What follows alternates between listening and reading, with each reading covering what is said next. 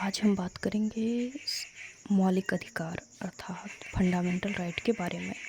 Fundamental right way अधिकार होते हैं जो व्यक्ति के भौतिक और नैतिक विकास के लिए आवश्यक होते हैं और भारत के संविधान उसे विशेष संरक्षण दिया हुआ है।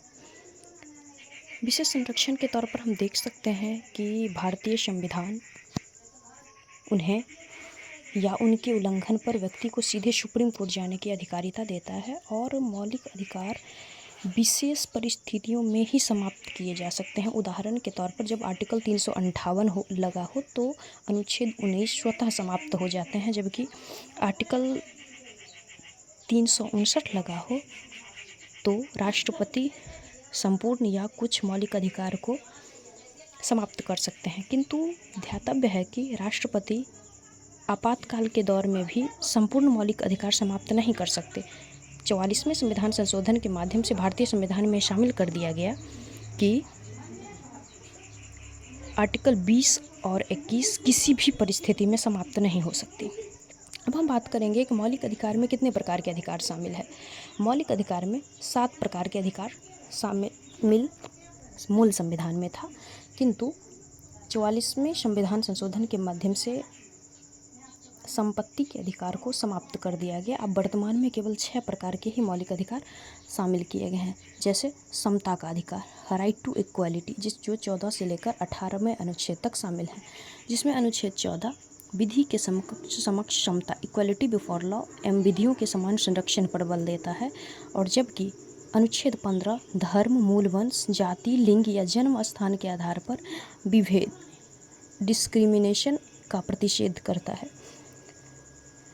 इसी अनुच्छेद को ध्यान में रखकर पहले संविधान संशोधन, 93वां संविधान संशोधन किया गया और 103वां संविधान संशोधन किया गया, जिसके माध्यम से EWS को आरक्षण मिला था।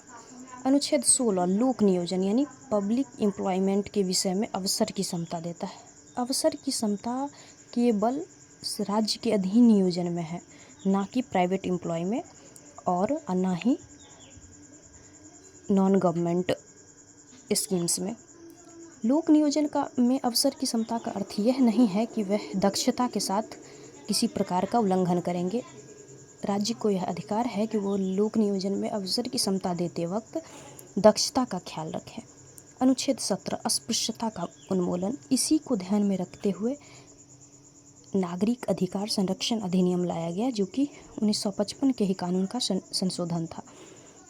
हालांकि उसका नाम बदलकर SC/ST एक्ट कर दिया गया, या उसी को संशोधित करके SC/ST एक्ट कर दिया गया, जिसमें वर्तमान में 47 प्रकार के ऐसे कृत्य हैं जिसके उल्लंघन पर व्यक्ति 6 माह से लेकर 5 वर्ष तक सजा प्राप्त करेगा, या 6 माह से लेकर 5 वर्ष तक सजा कोर्ट द्वारा दी जा सकती हैं। साथ ही इस कानून के तहत यदि किसी व्यक्ति को गिरफ्तार किया जाता है तो उसमें अग्रिम जमानत एंटीसिपेटरी बेल की व्यवस्था नहीं है एवं तत्काल गिरफ्तारी किया जाता है।